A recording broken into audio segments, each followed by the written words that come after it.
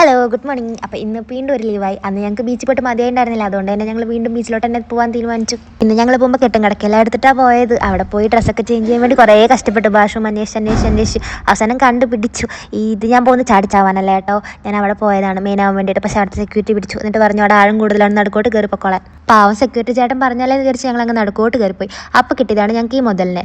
സംഭവം അവളൊരു കില്ലാടിയാണ്, കാരണം ഞങ്ങളെ ഫുള്ള് നനച്ചത് അവളുമാണ്. വെള്ളത്തിൽ ഇറങ്ങുന്നില്ല എന്ന് പറഞ്ഞ ആളെ പോലും നനച്ചു. അങ്ങനെ ഞങ്ങൾ കുറച്ച് നേരം കുറച്ച് മുന്നോട്ട് നടന്ന് കുറച്ച് ആഴത്തോട്ട് പോകാമെന്ന് വിചാരിച്ചപ്പോൾ ദേ വരുന്നു അവൾ ഞങ്ങളുടെ അടുത്തേക്ക്. അപ്പോൾ പിന്നെ അവൾ അത്രയും ലോങ് കൊണ്ടുപോകാൻ പറ്റത്തില്ല. അപ്പം ഞങ്ങൾ ഇങ്ങോട്ട് കയറി. പിന്നെ ഞങ്ങൾ നാലാളും കൂടിയിട്ട് ഒരേ കളിയായിരുന്നു. വെള്ളത്തിൽ അങ്ങോട്ടും ഇങ്ങോട്ടും വെള്ളം നനപ്പിക്കുന്നു. വെള്ളത്തിൽ ഇറങ്ങില്ല എന്ന് പറഞ്ഞ മുതൽ ദേ നിന്ന് തുള്ളി കളിക്കുന്നു. അപ്പോൾ അവൾ പറയുന്നത് എനിക്കോ ഞങ്ങൾ പറയുന്നത് അവൾക്ക് മനസ്സിലാവുന്നുണ്ടാവില്ല, കാരണം അവൾ പറയുന്നത് ഫ്രഞ്ചും ഞങ്ങൾ പറയുന്നത് മലയാളമാണല്ലോ. പിന്നെ ഞങ്ങൾ കുറേ ആഴത്തോട്ട് പോയപ്പോൾ പിന്നെയും വന്നു സെക്യൂരിറ്റി ചേട്ടൻ, എന്നിട്ട് പറഞ്ഞാൽ അത്ര ആഴത്തോട്ട് പോയില്ലേന്ന്.